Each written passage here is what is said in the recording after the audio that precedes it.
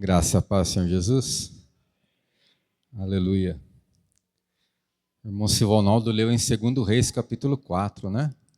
Nós vamos ler em 2 Reis, capítulo 4. Pegou na trave. O coração até dispara, né? Falei, Jesus, graças que a tua palavra é fonte inesgotável de revelação.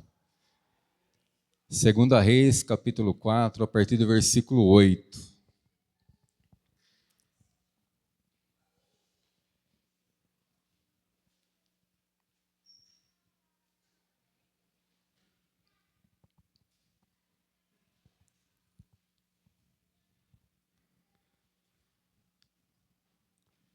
Segunda Reis, capítulo 4, versículo 8, diz assim a palavra de Deus.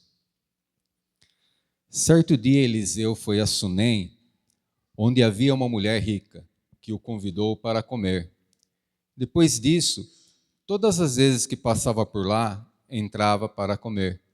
E disse ela a seu marido, vejo que esse que passa sempre por nós é santo homem de Deus. Façamo-lhe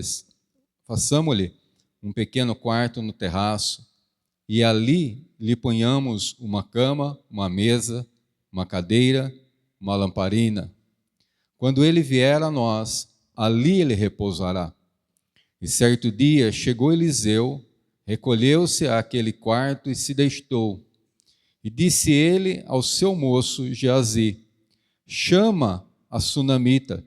E chamando a ele, ela se apresentou perante o profeta. E disse Eliseu a Geazi, dize-lhe, tu nos tens tratado com todo cuidado.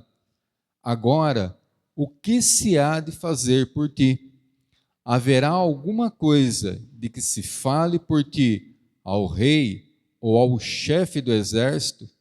E ela respondeu, eu habito no meio do meu povo. E então disse o profeta que se há de fazer por ela. E disse Geazi, ora, ela não tem filho, e seu marido é velho. Então disse Eliseu, chama-a. E chamando-a a ele, ela se pôs à porta. E disse Eliseu, por esse tempo, daqui a 1 ano, abraçarás um filho. E respondeu ela, não, meu senhor, homem de Deus, não iludas a tua serva. A mulher, porém, engravidou e deu à luz a um filho no tempo determinado, no ano seguinte, como Eliseu lhe dissera. Amém, queridos? Até esse versículo. Vamos orar? Pai, em nome de Jesus, nós te louvamos, te agradecemos, Senhor. Te damos graças, Senhor, por tudo que o Senhor tem feito e realizado em nossas vidas, Pai. Pela oportunidade e privilégio de nós estarmos nesse local, Pai, te cultuando, te adorando, Pai. Podendo perceber, Senhor Deus, a tua presença maravilhosa, a presença do teu Espírito Santo, Pai. Sentindo, Pai, o poder da tua palavra, o teu ensinamento, de ouvir a tua voz nesse local, Pai. Que o Senhor continue ministrando, falando a cada um de nós, nos instruindo, nos ensinando, Pai. Falando, Pai, no mais íntimo do nosso ser, Senhor. Porque é disso que nós necessitamos, Senhor, da tua palavra, de ouvir a tua voz, Senhor. E sabemos, Pai, que nada o homem, nós podemos receber, se do céu não nos for dado. E é dos céus que esperamos nesta noite, mais uma vez, Senhor, pela tua palavra, pelo teu mover, pelo agir, pelo bradar da tua voz, Senhor, sobre esse local, sobre nossas vidas, Senhor. Trazendo respostas, trazendo direção, trazendo instrução e direcionamento, Pai. Que o teu Espírito Santo encontre em cada um de nós, Senhor, um solo fértil, Senhor Deus querido, para receber, ó Deus, a boa semente que é a tua palavra, para que ela produza, Senhor, frutos a 30, a 60, a 100 por 1, Senhor, sobre nossas vidas, Senhor amado. Em nome de Jesus te oramos, pedindo e te agradecemos, Pai, em nome de Jesus. Amém, queridos? Louvado seja o nome do Senhor. Esse capítulo 4 é um capítulo interessante que, do versículo 1, ele já vai falar a respeito do azeite da viúva que vai ser multiplicado. de uma mulher que se encontrou em dificuldades. Quando nós chegamos no versículo 8, novamente a palavra de Deus vai falar de uma mulher.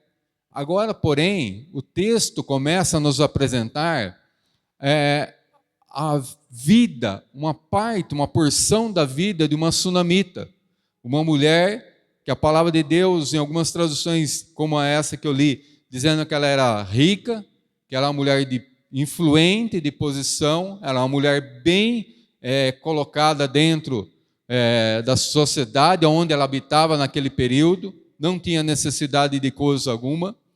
E quando a palavra começa a mostrar-nos que essa pessoa que não tinha dificuldade nenhuma, quando ela via que Eliseu passava por ela o convidou a alimentar-se. E a partir daí nós vemos que um laço de comunhão começa a ser entretecido, um laço de comunhão começa a ser desenrolado. E agora aquele que passava e apenas se alimentava, pela generosidade, por um coração desprendido das coisas materiais, que podemos assim imaginar, essa mulher vai proporcionar a Eliseu um quarto, uma cama, uma mesa, uma cadeira, uma lamparina, um candeeiro, o lugar onde ele pudesse se recolher, se alimentar e descansar. É interessante olharmos para a palavra de Deus e vermos que todas as vezes que Eliseu saía da sua terra natal até o Monte Carmelo, que era o seu destino, local onde ele buscava a face de Deus, onde ele buscava a presença de Deus, aonde provavelmente havia uma escola de profetas, aonde haviam homens que estudavam os mandamentos de Deus, ele passava por esse trecho. E quando ele passava por esse trecho, em direção a buscar a Deus, aquela atitude, aquele comportamento, o testemunho daquele homem na sua passagem, chama a atenção dessa sunamita. E então brota no coração dela o desejo de abençoar, de estender a mão. E é interessante que, quando nós olhamos para o Novo Testamento, nós vamos olhar que um jovem rico chega para Jesus e vai perguntar a Jesus: o que hei de fazer para herdar o reino dos céus? E Jesus vai lhe dar ali diversos mandamentos e ele vai dizer assim: Senhor, todos esses eu tenho cumprido desde a minha infância, desde a minha mocidade. Então Jesus vai dizer para ele: vai, vende tudo que tem, dá aos pobres e me segue. E a palavra de Deus diz que aquele jovem saiu entristecido da presença do Senhor, porque ele não conseguia se desprender das coisas materiais, das riquezas desta terra.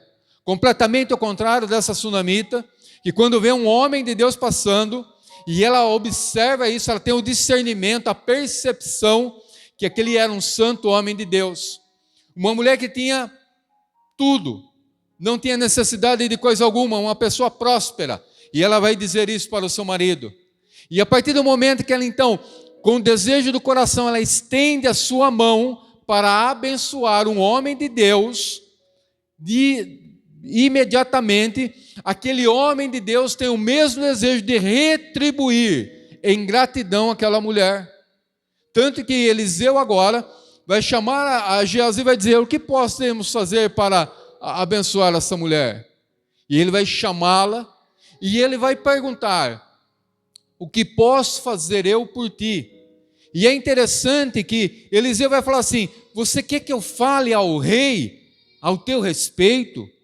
Você quer que eu fale ao chefe do exército ao teu respeito? Por aí nós imaginamos que Eliseu era um homem influente. E agora quando ele oferta algo para essa mulher, ela diz: não precisa ir ao rei ao meu favor. Tem um pouco ir ao chefe do exército ao meu favor. Porque eu habito no meio do meu povo. Eu habito no meio da minha família, na minha casa, entre os meus, entre aqueles que me amam, entre aqueles que me acolhem, aqueles que me auxiliam, aqueles que compartilham do meu dia a dia. E a palavra de Deus vai dizendo então que Eliseu ficou ali, digamos, incomodado com a situação, e ele vai dizer: Geazi, o que vamos fazer para abençoar essa mulher? E Geazi então vai dizer: olha, esta mulher não tem filho. Essa mulher não tem filho. E então, como lemos no texto, Eliseu chama essa sunamita novamente para junto dele. E quando ela se chega à porta, ela diz: olha, a este tempo, ao tempo determinado, algumas traduções diz, ao tempo da vida, terás no teu braço um filho. Amamentarás, terás no teu braço, abraçarás a um filho, a uma criança. E aquela mulher, em suas palavras, vai dizer assim: não, meu Senhor, homem de Deus, não iludas a tua serva. Veja que ela vai dizer para aquele homem de Deus: olha, não iludas, não me dê uma falsa esperança, não crie no meu coração uma esperança de algo que é impossível de acontecer. Por quê? A palavra de Deus diz que ela não tinha filhos por uma esterilidade muito provável. Seu marido, avançado em dias, mas há uma palavra de que ela colheria um filho.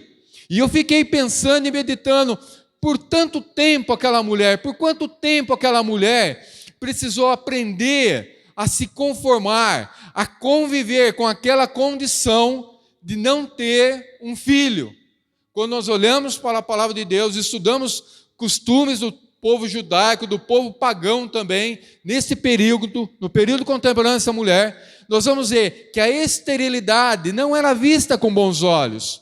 Era visto como uma maldição, uma punição, uma pena, mas a mulher que não gerava um filho, ela padecia de humilhação e de vergonha. E quando essa mulher, ela diz assim: olha, não iludas a tua serva, eu habito no meio do meu povo. Eu fiquei imaginando, pensando: Senhor, será que essa mulher, ela aprendeu a conviver a um lugar onde ela conseguiu se conformar com a situação de não gerar uma vida? Será que essa mulher, no decorrer da sua vida, ela se conformou com a impossibilidade? Será que ela se conformou com a condição física de não ter aquilo que ela almejava, aquilo que ela desejava? Quando nós olhamos para a palavra de Deus, queridos, outra coisa que é interessante, que nós vamos ver que essa mulher era bem de vida. Essa mulher, ela estava no meio do seu povo, no meio da sua família, e havia uma esterilidade. Quando nós caminhamos no capítulo 7, essa mulher vai ter que sair da sua terra, ela vai ter que se retirar da sua propriedade, e nós vamos ler daqui a pouco. E quando nós olhamos para a chamada de Abraão, ela é uma pessoa abastada, uma pessoa próspera, que estava no meio do seu povo, que Deus o chamou para ir para peregrinar uma terra que Deus lhe mostraria, e que faria dele pai de uma multidão, pai de muitas vidas, incontável, inumerável como a areia do mar. E ele também era avançado dias e sua mulher era estéril. Uma promessa semelhante, um ato semelhante. E aquela mulher diz: não iludas. Quantas vezes, queridos, no decorrer da nossa vida, nós estamos bem financeiramente, emocionalmente, temos nossa casa, onde habitamos, temos um quarto para descansar, temos o alimento, a nossa família está saudável, mas há algo dentro de nós que nós aprendemos a conviver, porque aquilo é uma impossibilidade e nós aceitamos aquela impossibilidade, mesmo servindo a um Deus do impossível, e nós aprendemos a conviver. E quando ouvimos da palavra de Deus, nós não queremos que essa esperança seja aguçada, seja despertada em nosso coração, porque anos sofremos e desejamos e não alcançamos. E quando a palavra de Deus vem, nós não queremos aceitar, nós não queremos trabalhar em cima daquela palavra, não queremos exercitar a nossa fé sobre a palavra, de gerar, de produzir, de alcançar, de realizar os sonhos. Por quê? Habituamos a viver com aquela frustração, com aquela impossibilidade. Mas a palavra de Deus diz que aquela mulher, ela vai ter um filho.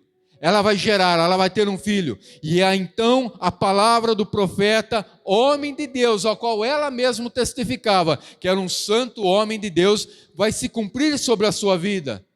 E aí nós olhamos e vemos que quando ela está bem próspera, vivendo no meio do seu povo, vivendo, entre aspas, alegremente, felizmente entre o seu povo, lhe faltava algo. Agora já não falta mais. Agora o seu lar está completo, sua família está completa, porque agora ela tem em seus braços um menino, tem um filho, um varão. Quando parece que tudo está correndo do jeito que talvez essa mulher sonhou a vida toda, e nós sonhamos a vida toda, vivermos bem, sermos prósperos, termos uma família equilibrada, temos tudo o que deseja o nosso coração. A palavra de Deus diz que quando esse menino sai com o pai, versículo 19, diz que ele vai para a colheita com o pai, e diz que esse menino começa a dizer, ai minha cabeça, ai minha cabeça. O pai toma desse menino, toma de um servo e diz, leva-o à mãe dele. E quando esse menino vem e se debruça sobre as pernas da sua mãe, ele fica ali com a sua mãe até o meio-dia. E a palavra de Deus diz que esse menino vem a óbito. Esse menino morre. Imagina o coração daquela que esperou anos para ver a impossibilidade se cumprir verdadeiramente. De ver o seu anseio, o seu sonho, o seu desejo se cumprir. E agora ela vê o menino partindo. Essa mulher, ela não se conformou, ela não aceitou aquela condição. Se outrora ela aceitou a condição de não ter gerado, agora ela não aceitava a condição de perder um filho, de perder aquilo que era uma promessa, de perder aquilo que era a bênção do Senhor sobre a vida dela pela boca do profeta, homem de Deus. E aquela mulher, então, ela vai tomar uma atitude, vai pedir ao seu marido para que mandasse um servo, preparasse um animal para que ela fosse até o homem de Deus, até o Carmelo. E o marido vai perguntar o que está acontecendo. Ela vai dizer, não está acontecendo nada, está tudo bem. Ela pega do menino, leva ao quarto, coloca sobre a cama do homem de Deus, de Eliseu, fecha a porta, sai, e com aquele servo ela caminha por mais de 30 quilômetros, ela caminha até a presença do homem de Deus. E quando o homem de Deus vê aquela mulher se aproximando, ela diz a Geazi, vai de encontro a ela, porque algo está acontecendo. E quando Geazi vai de encontro a ela, Geazi pergunta, como vai teu marido? Ela diz, vai bem. Como vai teu filho? Vai bem. E quando ela chega até a presença do profeta, a presença de Eliseu, ela vai derramar na presença de Eliseu o que havia acontecido. Eliseu imediatamente vai dizer para Geazi, Geazi, toma do meu bordão, volta à casa dessa mulher, coloca o meu bordão sobre o rosto desse menino e traga-o de volta à vida. E Geazi vai fazer, Geazi vai voltar com insucesso para comunicar, o menino não acordou. Eliseu, ele vai voltar à casa daquela mulher com a sunamita, porque ela não aceitou. Ela decidiu não se conformar com a perda. Ela decidiu não aceitar mais a impossibilidade. Ela decidiu não mais ter uma esperança frustrada dentro do seu coração. Ela decidiu não mais viver a amargura da impossibilidade na sua vida. E quando ela volta com o homem de Deus entra no quarto, fecha a porta, se deita sobre o menino por 7 vezes, e aquele menino volta à vida, e aquele menino é entregue nas mãos daquela mulher sunamita, queridos. A palavra de Deus, a promessa de Deus permanece sobre aquele lar, sobre um lar que se desprendeu da riqueza terrena, da riqueza que o dinheiro compra, e apegou-se àquilo que o dinheiro não pode comprar, mas que o sangue de Cristo Jesus, o Senhor, comprou na cruz do Calvário para mim e para a tua vida, pelo poder daquele sacrifício, meu amado. As riquezas insondáveis de Cristo Jesus, o Senhor, as bênçãos celestiais, o tesouro que está nos céus para cada um de nós, amados. Aleluia! A palavra de Deus diz que, pois, que esta mulher, ela tem agora de volta os seus filhos. A passagem dessa mulher, da história, desse laço de amizade e de comunhão com Eliseu, ela não vai acabar. Se você continuar no capítulo 8 de 2 Reis, abra comigo, por favor. 2 Reis, capítulo 8, versículo 1.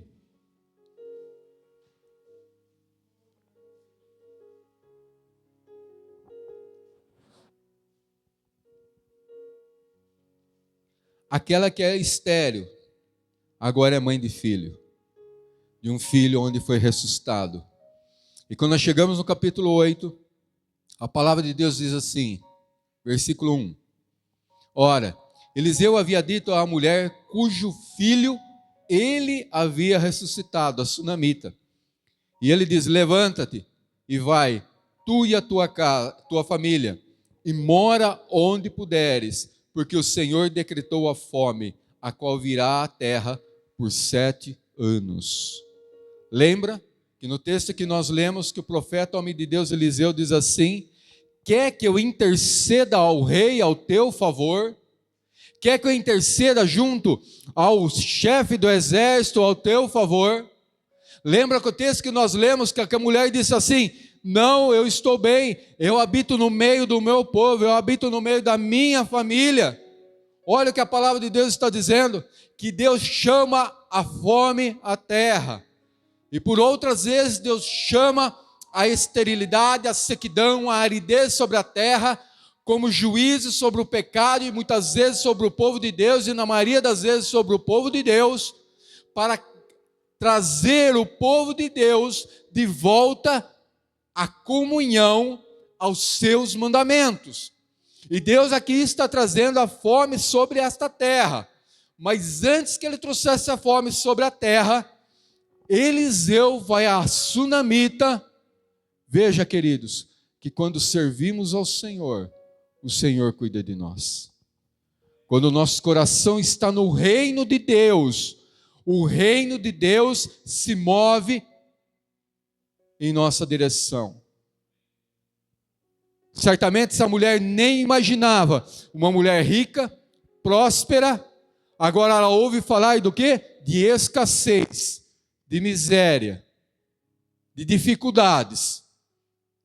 E ainda Deus pela boca do profeta vai dizer, pega você e a tua família, saia desta terra e vai morar aonde você puder. E essa mulher vai para a terra dos filisteus, povo pagão, povo inimigo de Deus. E por 7 anos ela vai estar na terra. Mas um memorial e um testemunho está estabelecido.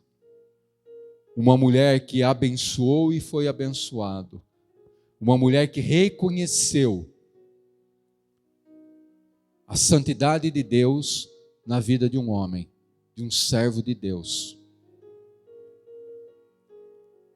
Quando a palavra de Deus, se nós formos ler esse capítulo 8, nós vamos ver que, em determinado momento, a palavra de Deus diz que Geazi vai estar na presença do rei, versículo 4, do capítulo 8 diz que Geazi conversava com o rei, e o rei perguntava a Geazi, Geazi, conta-me dos feitos do teu senhor Eliseu. E exatamente no momento em que Geazi abre a sua boca e começa a dizer a respeito de como Eliseu havia ressuscitado o filho da sunamita, a palavra de Deus diz que esta mulher chega clamando ao rei por suas terras, por sua propriedade. 7 anos depois, um memorial está escrito, um memorial está estabelecido, uma aliança está confirmada, a bênção de Deus está decretada sobre a vida de uma família. E essa mulher, quando ela chega clamando ao rei, Geazi diz, ó rei, esta é a sunamita, esta é a mulher a quem o meu senhor Eliseu ressuscitou o seu filho. E o versículo 6 diz que aquela mulher, o rei pergunta à mulher, conta-me então como foi essa história. E aí o rei determinou que fosse devolvido àquela sunamita as suas terras, as suas propriedades e tudo o que aquela terra proveu e produziu ao longo dos 7 anos fosse devolvida àquela mulher sunamita. Por quê, queridos? Porque o coração estava nos céus, porque o seu oração discerniu a diferença entre o eterno e o passageiro, porque aquele coração conseguiu discernir entre uma riqueza celestial e uma riqueza terrena, porque aquela mulher preferiu abençoar, estender a mão para abençoar, para fazer o bem a alguém, para estender a mão ao reino de Deus, queridos. Aquela mulher mostra que quando o nosso coração está no céu, sobre a palavra do Senhor, a palavra de Deus, ela se cumpre em nossas vidas. Aquela mulher, ela não agora se conformava nem com a perda do filho e tampouco com a perda das terras. Ela volta reivindicando, ela volta buscando os seus direitos. E quando ela volta, no exato momento, Geazi está falando a respeito dela para o rei. Será coincidência? Ou será os céus conspirando, movendo ao favor daqueles que amam ao Senhor, daqueles que obedecem os seus mandamentos, daqueles que se rendem, daqueles que se entregam, daqueles que renunciam à terra, queridos? Não importa a impossibilidade, a adversidade, não importa o vento forte que sopra, o que importa é que servimos a um Deus que é todo poderoso, a um Deus que faz maravilhas, a um Deus que enviou a sua palavra para curar, para libertar, para transformar vidas, para nos abençoar, para fazer novas todas as coisas em nossas vidas, queridos. Essa é a palavra de Deus. Esse é o Deus a quem nós servimos, a um Deus todo-poderoso. Por quantas vezes olhamos para a palavra de Deus e vemos Deus se movendo? Quando nós voltamos em 1 Reis, capítulo 17, vai falar a respeito da viúva de Sarepta de Sidom. Sidom, descendência cananeia, povo que tinha sobre as suas costas, sobre a sua linhagem, uma maldição. Mas Deus olhou para uma viúva. E quando o profeta, homem de Deus, Elias, entrou na casa daquela viúva, para ser alimentado por ela, porque era a palavra de Deus, aquela mulher disse: não tenho senão, não tenho nada, senão um pouquinho de farinha, um pouquinho de azeite. Alguns gravetos aqui, vou fazer um bolo, vou comer o bolo, eu e meu filho, e nós vamos esperar a morte chegar, por causa da fome, da miséria, da escassez. Elias, o homem de Deus, vai dizer assim: vai e faz primeiro o bolo para mim, depois para ti e para o teu filho. Quando ela se submeteu à palavra, a palavra de Deus diz que não faltou azeite, não faltou a farinha. Deus abençoou, Deus prosperou, porque Deus olhou para aquela mulher, queridos. Os olhos do Senhor passam por toda a terra, os olhos do Senhor estão sobre a minha, sobre a tua vida. E nós temos ainda uma credencial para entrarmos no céu, que é o sangue do Cordeiro, que é o poder e a autoridade que é no nome de Cristo Jesus, o Senhor.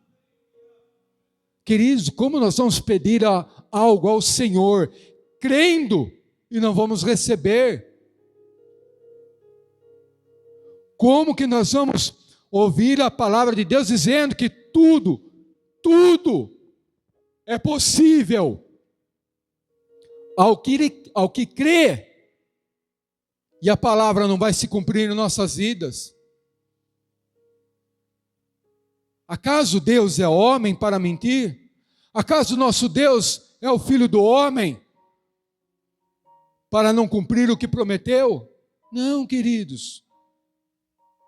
O nosso Deus é soberano, o nosso Deus é poderoso, Ele é o Senhor dos exércitos, Ele é o El Shaddai, o Todo-Poderoso. E quando falamos do seu Filho amado Jesus Cristo, Ele é o quê? A ressurreição é a vida. Ele é o caminho, a verdade e a vida. Ele é o pão vivo que desceu do céu. Oh, aleluia. Ele é o bom pastor que nos leva a pastos verdejantes, a águas mansas e tranquilas. É Ele que traz refrigério, é Ele que acalma a nossa alma, é Ele. não é outro, é o Senhor. Através da sua palavra e da presença do Espírito Santo de Deus, o qual é o nosso instruidor, o nosso consolador. Acaso haverá algo difícil demais para que o Senhor não possa realizar? Não há, queridos. O nosso Deus tudo pode. Se você vai lá no livro de Jó, capítulo 42, se não estiver enganado, o versículo 2 diz assim, que Jó fala: bem sei, Senhor, que tudo podes, e que nenhum dos teus planos podem ser frustrados, queridos. Nós somos chamados para viver por fé, nós somos chamados para sermos transformados de fé em fé, de glória em glória. E a transformação vem pela renovação do nosso entendimento. E o nosso entendimento só pode ser transformado pelo poder da palavra de Deus, queridos. Não podemos nos conformar, não podemos nos amoldar, não podemos aceitar as impossibilidades em nossa vida. Jó ainda não diz que ainda que a árvore cortada na terra seca morrer, ao cheiro das águas, ela viverá. Ela brotará, ela se renovará, ela voltará à vida. E quando nós depositamos a nossa fé, a nossa esperança no Senhor, o Senhor cumpre, o Senhor exerce a sua fidelidade e a sua justiça para com cada um, queridos. A palavra de Deus diz que Abraão creu em esperança contra a esperança que seria feito pai de uma multidão. A esperança dizia para ele que era impossível, mas ele decidiu crer que ele seria pai de uma multidão.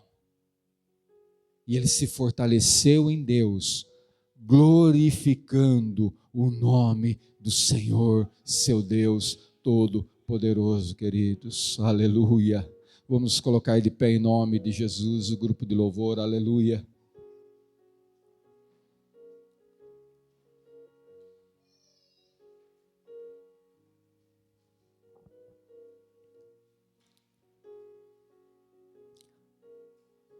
Não há impossibilidades para Deus. Quando Deus prometeu, ainda que pareça estar perdido, Deus faz o que Ele fez com a sunamita. Depois do tempo determinado, ouça isso. Depois do tempo determinado, Deus restitui aquilo que foi deixado sob a ordem do Senhor, sobre as palavras do Senhor, queridos. Deus tem restituição. Deus tem muito a restituir. Deus tem a restituir aos que estão fundamentados, arraigados, enraizados sobre a palavra de Deus, queridos. Qual é a impossibilidade? O que foi deixado para trás? Qual o sonho que foi guardado no armário? E que muitas vezes não deseja nem tocar naquele assunto. Não quer nem se lembrar, nem que seja lembrado. Porque se tornou mais confortável conviver com a situação do que lutar, do que se fortalecer, do que glorificar, do que batalhar, do que buscar, do que bater a porta. Ei! A palavra de Deus que a igreja do Senhor não volta atrás. Que aqueles que servem ao Senhor não retrocedem. Avançam. Continuam lutando.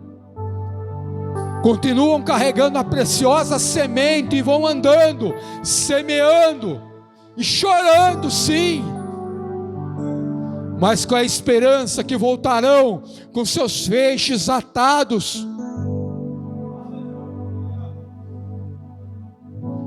porque a obra no Senhor não é vã.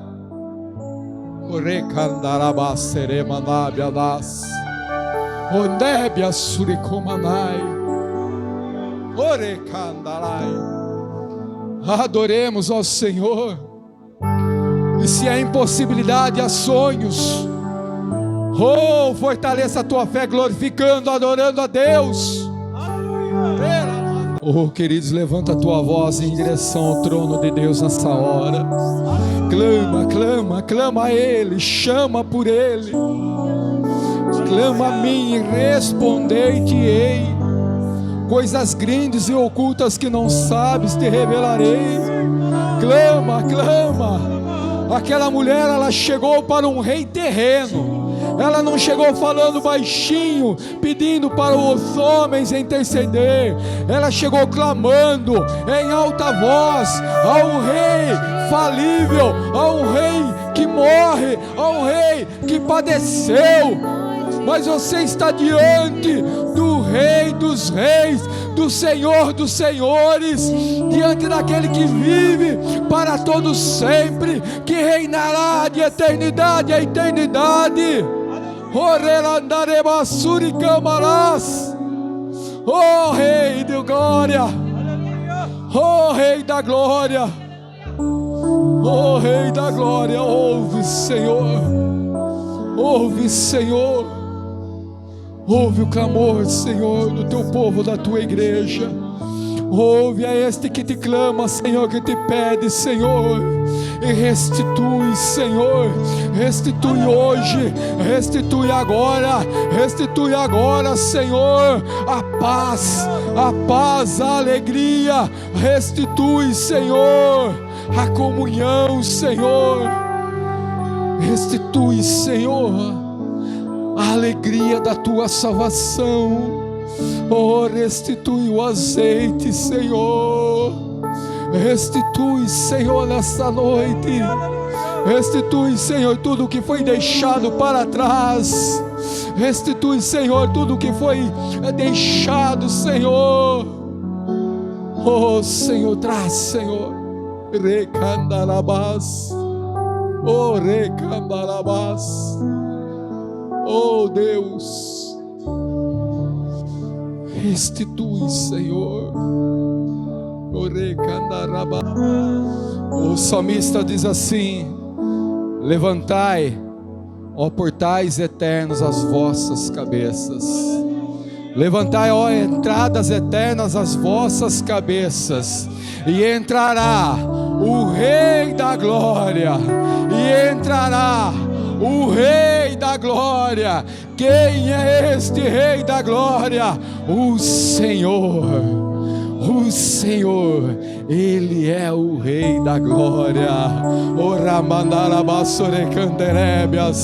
Ele é o Rei, Ele é o Rei, Ele é o Rei, Jesus Cristo, Ele é o Rei, Ele é o Rei, Ele é o Rei.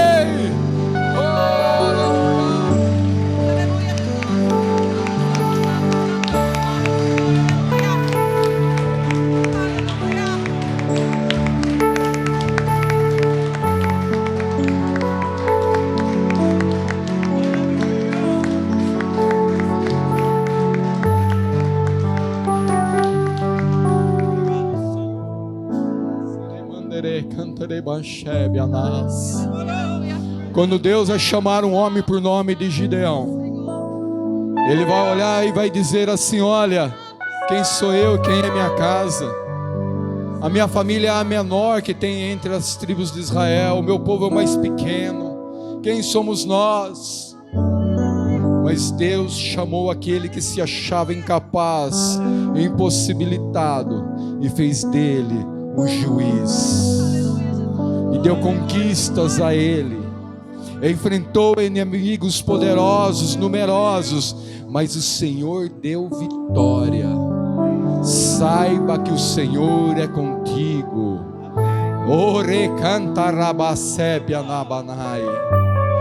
O Senhor é contigo nessa luta.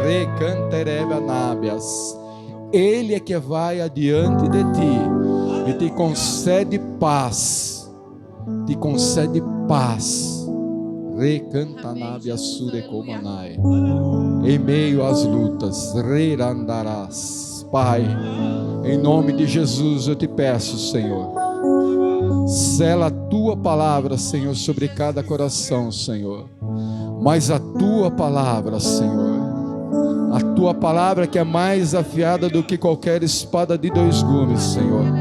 A tua palavra que é como martelo que esmiuça a penha, Senhor. A tua palavra que é como fogo abrasador, Senhor. É esta palavra, Pai, a palavra que é eterna, Pai, que está firmada nos céus, Senhor. A palavra viva e eficaz, Senhor. Oh, Senhor, esta palavra eu te peço, sela no coração, na mente do teu povo, da tua igreja, Pai, e manifesta, Senhor, todo o teu poder e a tua glória, Pai, confirmando, Pai, em nome de Jesus, em nome de Jesus. Em nome de Jesus. Aleluia. Aleluia.